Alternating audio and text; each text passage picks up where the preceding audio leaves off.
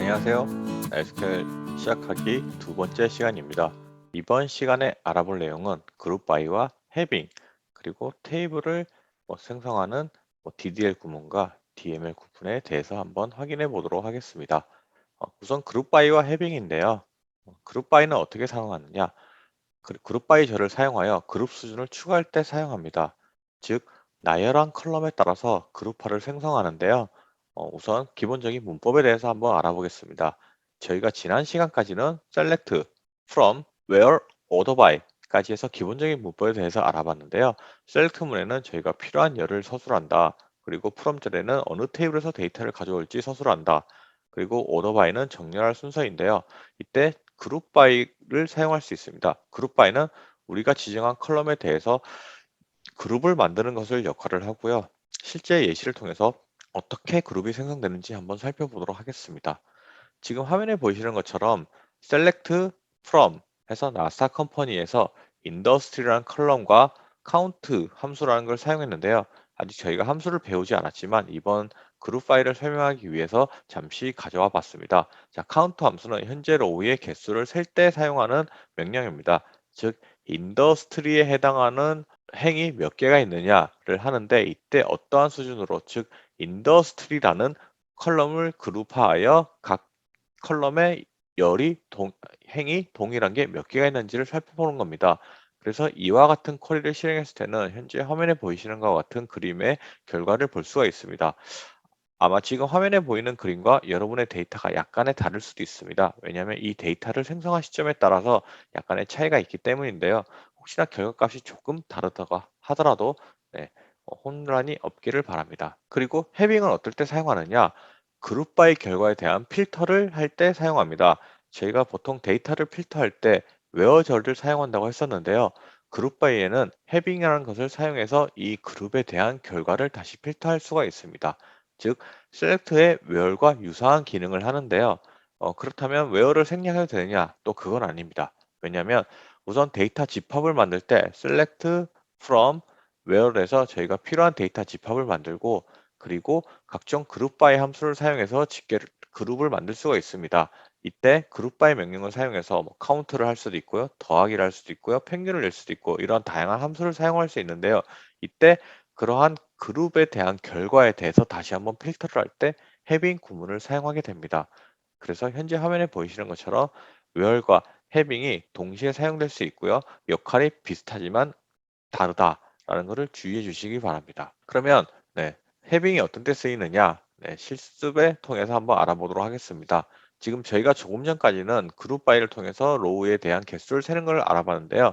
마지막에 해빙이란 걸 통해서 현재 카운트가 된 행의 개수가 100개 이상인 것만 보고 싶을 때 이렇게 사용할 수 있습니다. 자, 이거를 제가 한번 실습을 통해서 알아보도록 하겠습니다. 저는 이미 코드가 짜져 있기 때문에 복사해서 그대로 사용하겠습니다. 자, 여기 do it SQL로 오시는 거 항상 잊지 마시고요. 데이터베이스를 do it SQL 선택한 다음에 자, 저희가 먼저 select count select industry count from NASA company에서 group by industry를 하게 됐을 때 각각의 인더스트리에 따라 몇 개 행이 있는지 볼 수가 있습니다. 이렇게 데이터가 나오는데 여기에서 우리가 100개 이상인 인더스트리만 보고 싶어 할 때 해빙을 사용할 수 있습니다. 그러면 해빙은 count 우리가 행을 생 거에 대해서 100개 이상인 거를 보고 싶어 라는 것으로 이 그룹에 대한 필터를 볼 수 있는 거죠. 실제로 쿼리를 실행해 보면 100개 이상인 행만 볼 수 있습니다. 자, 그러면 웨어절을 쓸 때는 어떻게 하느냐? 예를 들어 우리가 나스닥 컴퍼니에서 where 100개 이상인 것 중에 뭐가 있죠? EDP 서비스가 있죠. 그러면 저희가 이제 이꼴 조건을 쓰면 하나밖에 안 나오기 때문에 like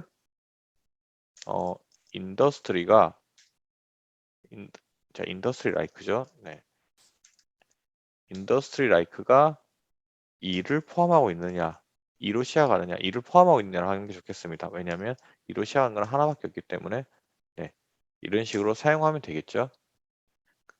그러면 여기까지 했을 때는 네, 이 2가 포함된 행만 나오는데 그럼 여기에서 100개 이상인 건 뭐가 있냐라고 했을 때 네, 이렇게 14개 보면 2가 다 포함된 것을 볼 수 있습니다.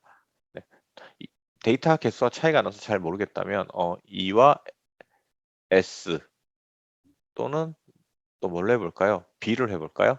B가 포함된 결과를 한번 볼까요? 네, 이런 식으로 조회를 해볼 수가 있습니다. 즉, 웨어절은 데이터 세트에 대해서 우선 필터를 한 결과를 가지고 네, 그룹화를 한 다음에 이 그룹에 대한 결과에서 다시 필터하는 것을 해빙입니다. 자세한 내용은 책을 보면서 반드시 이해를 할 수 있기를 바랍니다.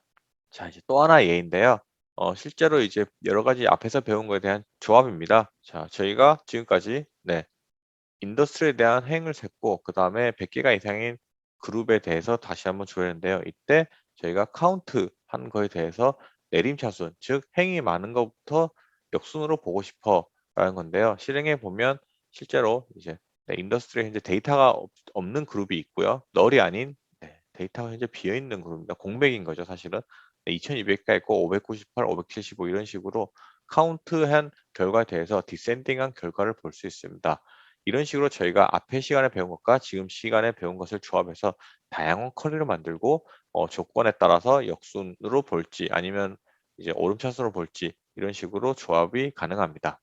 그리고 이제 DDL 구문인데요. 저희가 대부분 쿼리를 할 때는 셀렉트 위주로 나오기 때문에 또 정보 차원에서 테이블에 대한 생성 그리고 테이블의 데이터를 어떻게 입력하는지 한번 살펴보고 넘어가도록 하겠습니다. 네. 저희가 DDL이라고 부르는 부분은 네, 저희가 이제 테이블을 생성하거나 삭제하는 이러한 명령이고요.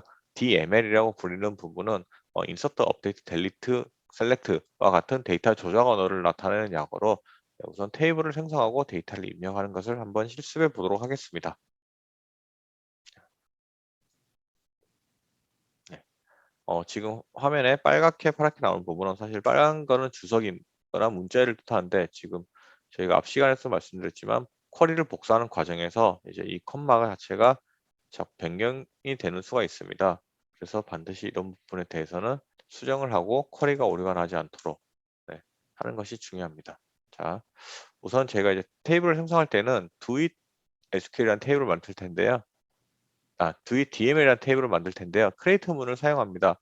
이제 use doit SQL은 내가 doit SQL 데이터베이스에서 이런 실행을 하겠어라는 뜻이고요. 지금 좌측 상단에 여러분이 선택한 것과 동일한 네, 효과를 가지고 있습니다. 그래서 use doit SQL에서 create table doit DML 나는 DML이라는 테이블을 만들 거야. 그래서 이렇게 실행을 하게 되면 실제로 네, 명령이 완료되었죠. 그리고 데이터를 한번 조회해 볼까요? select all from doit DML이라고 하게 되면 테이블이 만들어졌지만 현재 데이터가 하나도 들어있지 않습니다. 네. 그러면 이제 데이터를 한번 입력해 볼까요? 데이터를 입력하는 구문은 insert 구문입니다. 그래서 insert into doit DML, DML이라는 테이블에 나는 insert를 하겠어. 네, 컬럼 1, 컬럼 2, 컬럼 3 그리고 각각의 컬럼에 매핑되는 데이터를 이렇게 넣을 수가 있습니다. 실제로 제가 블럭을 잡고 데이터를 넣으면 한 개가 적용된 걸 볼 수 있고요. 데이터를 다시 조회해 보면 데이터가 들어간 것을 볼 수 있습니다. 그렇다면 자, 이렇게 나머지 것들도 한번 실행해서 바로 결과를 한번 살펴보도록 하겠습니다. 자, 여러분들은 하나씩 하면서 책을 보면서 따라해 보시기 바랍니다. 제가 영상에서는 책에 있는 내용 모든 것을 다 다루지 않습니다. 책에서 이제 개념을 설명한 것을 영상으로 압축해 놨고요. 반드시 책을 보고 자세히 한 번씩 다 따라해 보시기 바랍니다. 자, 제가 데이터를 한 번에 다 입력을 했고요. 지금 마지막 같은 경우에는 세 개 행위 영향을 받았다고 나왔는데요.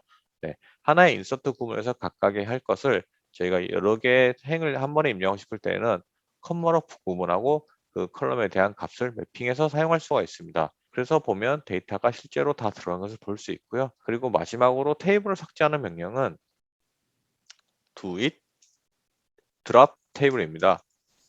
아까 create 테이블에서 테이블을 만들었다면 삭제하는 명령은 drop인데요. drop 테이블 해서 doit dml 방금 생성한 테이블명을 입력하게 되면 네, 테이블이 삭제된 것을 볼 수 있습니다. 자, 명령이 완료되었고요.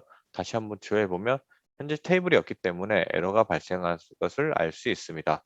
그리고 저희가 이제 데이터를 입력할 때 그러면 만약에 자릿수가 안 맞으면 어떻게 되나요? 라고 할 수 있잖아요. 네. 자릿수가 아 맞지 않을 때도 성공할 때도 있고 실패할 때도 있습니다. 방금 전에 실습했을 때는 아마 데이터 자릿수가 달라도 성공했을 텐데요. 그 뜻은 저희가 널이라고 해서 데이터가 들어오지 않으면 나는 강제로 널로 일단은 정의하겠어라는 게 명령이 돼 있는데요. 만약에 난널이라는 것을 주게 되면 데이터가 들어오지 않을 경우에는 에러가 발생을 합니다. 그래서 한번 실습을 통해서 알아볼 텐데요. 일단 doit 난널이라는 테이블을 하나 만들었고요.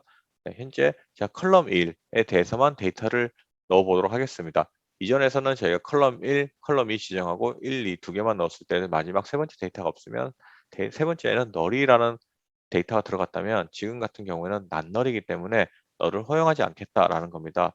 즉 이럴 때는 널 값을 삽입할 수 없기 때문에 에러가 발생하는데요. 그래서 여러분이 테이블을 설계할 때 여기에는 데이터가 무조건 들어와야 되는 경우에는 난널이라는 네, 제약 조건을 두어서 무조건 데이터가 들어올 수 있고 들어오지 않을 때는 오류를 발생하도록 해야 됩니다. 이제 실습이 완료됐으니까 테이블을 다시 삭제하도록 하겠습니다. 테이블 삭제하는 명령은 조금 전에 설명드린 것처럼 drop table로 사용할 수가 있습니다.